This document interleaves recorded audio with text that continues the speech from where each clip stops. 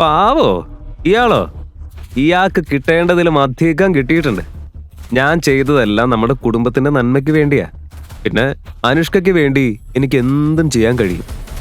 എനിക്കും കുറച്ച് കാര്യങ്ങൾ അറിയണം അനുഷ്ക. കഴിഞ്ഞ 3 വർഷമായി ഞാൻ സിംഗപ്പൂരിലല്ല, ജയിലിലായിരുന്നു എന്ന കാര്യം നിനക്ക് ശരിക്കും അറിയില്ലായിരുന്നോ? ജയിലിലായിരുന്നോ? നമ്മൾ ഭർത്താവും ഭാര്യയുമല്ലേ, സന്തോഷവും ദുഃഖവും പങ്കിടേണ്ടവരാണ്. എന്നിട്ടും നിനക്കതറിയില്ലേ? പറയ അനുഷ്ക, എല്ലാം അറിഞ്ഞിട്ടും നീ എന്തിനാണ് എന്നോട് ഇങ്ങനെ ചെയ്തത്? അവിടെ ഞാൻ ഓരോ ശ്വാസത്തിനും വേണ്ടി പൊരുതുമ്പോ നിന്റെ ശ്രദ്ധ മുഴുവൻ സിംഗപ്പൂരിലെ കമ്പനിയിൽ മാത്രമായിരുന്നു. അതിനപ്പുറം നിനക്കൊന്നും പ്രധാനമല്ലായിരുന്നു. അപ്പോ നീ ശരിക്കും ജയിലിലായിരുന്നോ? മതി ബ്രദറിൻലോ, ഈ അസംബന്ധം ഇനി നിർത്ത്. നിന്റെ തെറ്റ് തിരുത്താൻ ഞങ്ങൾ നിനക്ക് എത്രയോ അവസരങ്ങൾ തന്നു. എന്നിട്ടും ഇപ്പൊ കുറ്റം മുഴുവൻ ഞങ്ങളുടെ മേൽ ചുമത്തുക. ആണില്ലായ്മയ്ക്കും ഒരു പരിധിയുണ്ട്. ഇനി നീ പറയുന്നത് എന്താ? സിംഗപ്പൂരിൽ നിന്ന് ചേച്ചിക്ക് മെയിൽ അയച്ചത് പിന്നെ ഞാനാണോ?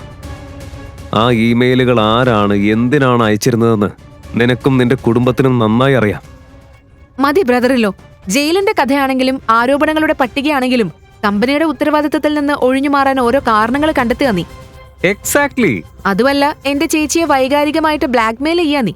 സത്യം പറ, നിനക്കൊട്ടും നാണമില്ലേ? വീട് അനന്യ, അതൊക്കെ വിട്ടേക്ക്. എങ്ങനെ വിട്ടേക്കാനാണമ്മേ? ഇയാൾ എങ്ങനെയാണ് അനുഷ്കയെ ഇമോഷണലായിട്ട് ബ്ലാക്ക്മെയിൽ ചെയ്യുന്നത് കാണുന്നില്ലേ? ഇപ്പോഴാണോ ഇയാൾക്ക് ഭർത്താവും ഭാര്യയും തമ്മിലുള്ള ബന്ധം ഓർമ്മ വന്നത്? ഇയാൾക്ക് എന്നെയോ അനുഷ്കയെയോ കുറിച്ച് ഒരു കരുതലുമില്ല. മോനെ, അനന്യ പറഞ്ഞതൊന്നും മനസ്സിൽ വെക്കണ്ട. അവൾക്ക് അവളുടെ ചേച്ചിയെ ജീവനാ. അതുകൊണ്ട് ഇങ്ങനെ പ്രതികരിക്കുന്നത്. നിങ്ങൾ ഇരുവരും തമ്മിൽ വലിയ അകലം വന്നിട്ടുണ്ടെന്ന് നിനക്കും അറിയാം. പക്ഷെ നിന്റെ പെരുമാറ്റവും ശരിയായിരുന്നില്ല. നിന്റെ ഭാഗത്തും തെറ്റുണ്ട്.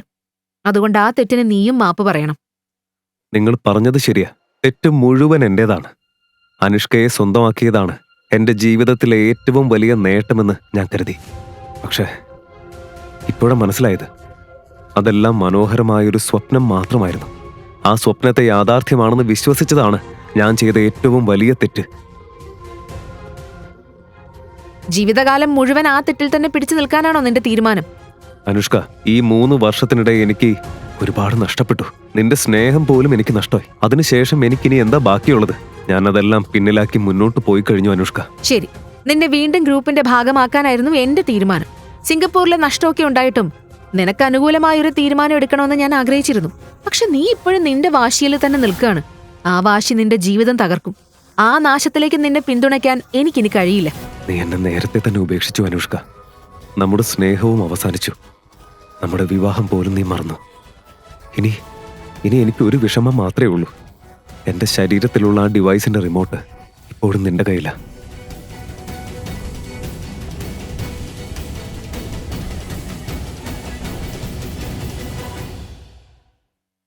അനുഷ്ക, സ്നേഹത്തോടെ ഈ പ്രശ്നം ഒന്ന് പരിഹരിക്കാൻ നോക്ക്. എന്തായാലും നിങ്ങൾ ഇരുവരും ഭാര്യയും ഭർത്താവും അല്ലേ. ഇങ്ങനെയുള്ള ചെറിയ വഴക്കുകളൊക്കെ ദാമ്പത്യത്തിൽ സാധാരണമല്ലേ? അല്ല മമ്മി, ഞാൻ കൃഷ്ണനെ ഒരുപാട് വിശ്വസിച്ചു, ഒരുപാട് സ്നേഹിച്ചു. മാറാൻ 3 വർഷത്തെ സമയം പോലെ ഞാൻ അവന് കൊടുത്തു. ഇനി അതൊന്നും വേണ്ട. നന്ദി അനുഷ്ക മാം.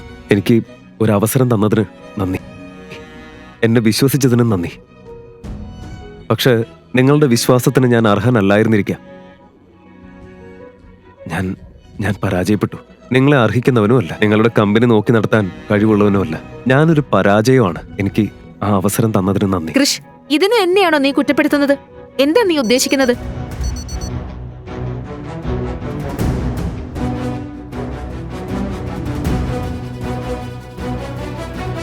കാർത്തിക്, മരുമോനെ ഒന്ന് സഹായിക്ക്. നോക്ക്, അവൻ ഒരുപാട് കുടിച്ചിരിക്കുന്നു. അവന് വാഷ്റൂമിലേക്ക് പോണം. കൊണ്ടുപോ. ശരി. മരുമോന് ഛർദ്ദിക്കാൻ വരുന്നത് പോലെയുണ്ട്. ബ്രദറിൻലോ, വരൂ, ഞാൻ കൊണ്ടുപോവാം. ബ്രദറിൻലോ, എങ്ങോട്ടാ പോകുന്നത്? കൃഷ്, എന്തായിരുന്നു ഇപ്പോഴത്തെ പെരുമാറ്റം?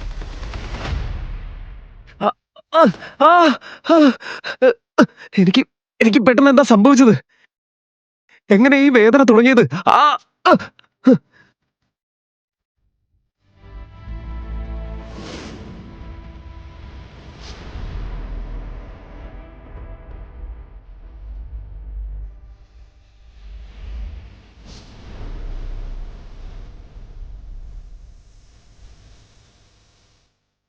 എന്താ നീ ചെയ്യുന്നത്?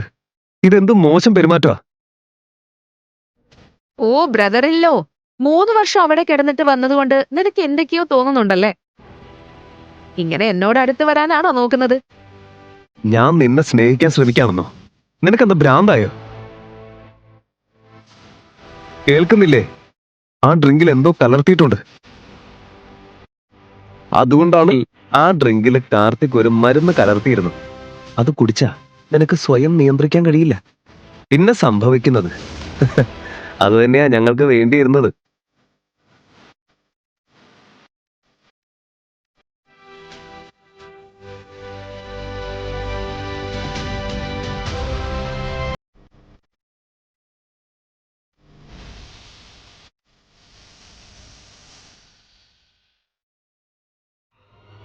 മാറിപ്പോ. നിങ്ങൾക്ക് എന്താ വേണ്ടത്? ആദ്യം എന്നെ കമ്പനിയിൽ നിന്ന് പുറത്താക്കി 3 വർഷം ജയിലിൽ കിടന്ന് നരകിക്കാൻ വിട്ടു ഇരിക്കുന്നു. ഒടുവില് നിങ്ങൾക്ക് എന്താ വേണ്ടത്?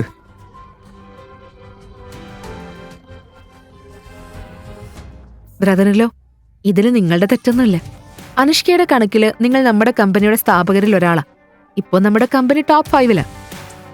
കോടിക്കണക്കിന് ലാഭമാണ് കിട്ടുന്നത്. ആ ലാഭത്തിൽ ഒരു പങ്ക് നിങ്ങൾക്കും കൊടുക്കേണ്ടി വരും.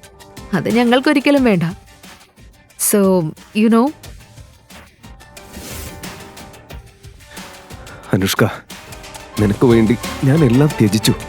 പകരം എനിക്ക് കിട്ടിയത് നിന്റെ നിസ്സഹായത മാത്രം. നിന്റെ ഈ വെറുപ്പുളവാക്കുന്ന കുടുംബത്തിന്റെ യഥാർത്ഥ മുഖം നിനക്കറിയാമായിരുന്നെങ്കിൽ.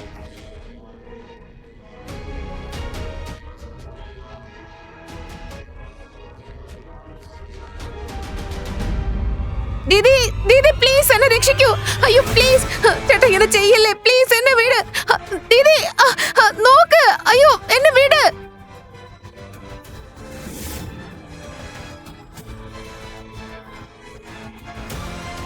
ക്രിഷ്, എന്തായി ചെയ്യുന്നത്?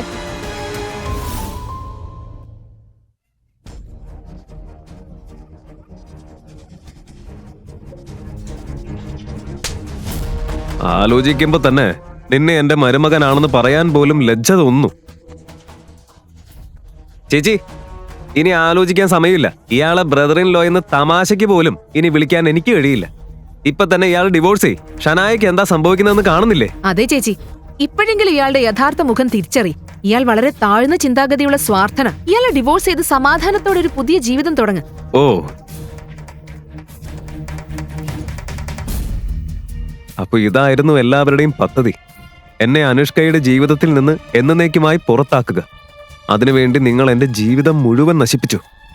അനുഷ്കയ്ക്കും അത് തന്നെയാണ് വേണ്ടതെങ്കിൽ ശരി, ഞാൻ ഈ വീട്ടിൽ നിന്നും നിങ്ങളുടെ ജീവിതത്തിൽ നിന്നും എന്നേക്കുമായി പോയിക്കോളാം. അനുഷ്ക അവന്റെ നിരപരാധിത്വം തിരിച്ചറിയുമോ? അവളുടെ കുടുംബത്തിന്റെ തനി നിറം അവൾ തിരിച്ചറിയുമോ?